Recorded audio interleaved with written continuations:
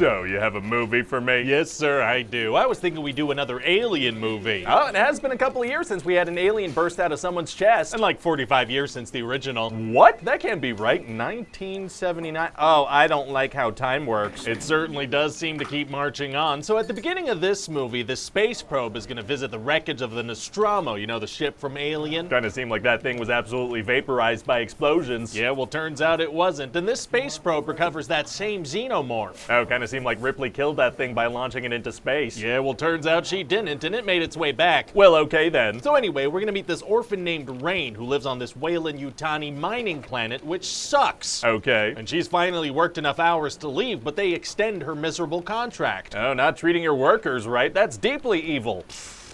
Oh, come on, don't give me that look just because I desperately want to replace you with AI but haven't yet figured out the correct PR angle to make it seem not dystopian. All right, so anyway, she lives with her brother Andy, who's an android that her father left for her before he died. Very sweet. And one day her ex-boyfriend Tyler comes to her with a proposal. Weird environment to get married in. No, see, he's heard about this spacecraft floating above them that contains cryopods, which would let them leave to a planet that's 9 years away. Oh. Yeah, and see, they need Andy to come along because as an android, he can open doors and whatnot. So they take off as a little squad. Hey, who else is in this squad? Well, there's Tyler's cousin Bjorn, who hates androids. There's his girlfriend Navarro, and then there's Kay, who's his sister, who's pregnant. I imagine we'll learn a little more about them than that. Not really, no. What about the pregnant lady? What's her deal? She's a lady who's pregnant. Okay, well, I trust the pregnancy will go smoothly, as will the birthing process. Actually, it won't. What? I know you thought I was introducing a pregnant lady into an alien movie to not do something gross with it, but I'm gonna do something gross with it. Diabolical! So anyway, now it's time to go to the spaceship. Well, it's gonna be hard for them to fly a ship there right under the nose of the company. Actually, it's gonna be super easy. Barely an inconvenience. Oh, really? Yeah, see, they go, they take a ship and go. Oh, you don't need authorization to leave the planet in a ship? Yeah, I guess it's like, where are you gonna go, you know? I guess, but hey, wouldn't the company want to send their own ship up there? No. Why not? Because that works. So our heroes get onto this ship and find the cryopods, but they need fuel, so they need to go deeper into the ship. Uh-oh. But they accidentally trigger a lockdown and release some face huggers. Oh, hugging faces is tight. And so to override this lockdown, Rain puts this chip from a damaged android Rook into Andy, which upgrades him. Oh, you know who we should get to play Rook? Ian Holm. You know, he played Ash in the original. Oh, sir, I'm sorry to say, Ian Holm passed away a couple years ago. That's okay. That's okay. What do you mean? We can't let something as trivial as death stop us. We can't let anything stop us. Okay. Can we at least make sure it looks really good? No deal! Oh my god. So then what happens? Well, one of the face huggers hugs Navarro right on the face, so they need to get that off. Oh yeah, those things will hug you in the face. And her and Bjorn run back to the ship and a chest burster bursts out of her chest. Well, that happened fast. Did it happen that fast in the other movies? No, but when you speed these things up, you get to look at them faster. That's a good point. So then we're gonna have a bunch of really cool set pieces. Oh yeah, like what? Have you ever seen lady parts? What? Lady parts. You ever seen some?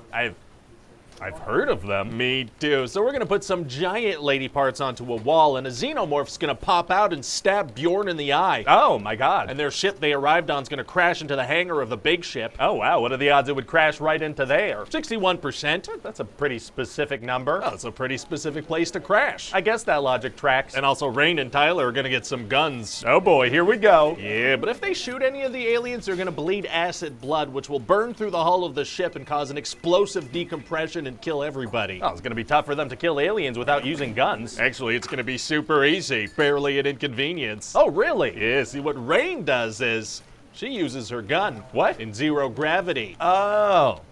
What? Yeah, she kills a bunch of aliens, but because of the gravity, the blood just floats around. And she has to, like, dodge it. It's gonna be pretty cool. When their bodies continue actively bleeding, how would none of that reach the edge of the ship? No, they all bleed like one burst of blood each, and then their bodies kind of just disappear. Nice. Oh, and we're gonna have a really cool scene where Andy says, "Get away from her, you B-word." Butthole? Bitch. Hey, watch it! No, that's what he says to an alien. It's an iconic line of Ripley's, believe it or not. That's an iconic Ripley line. It sure is, sir. Wait, why does an android say that? Because it's an iconic iconic line in this franchise, and in Legacy sequels, characters have to say iconic lines, even if it's unnatural and doesn't really make sense in context. Right, but seems kind of really weird. Kind of, yeah, but our hands are tied by a trope we ourselves created and constantly reinforce. Yeah, not much to do about that. Anyway, then that pregnant girl's gonna give birth to an 8-foot-tall monster. Oh! Yeah, it's a real gross giant baby hybrid that feeds on her and kills her, but Rain manages to launch it into space. Which maybe doesn't kill aliens. Well, this one's launched into space rings, so...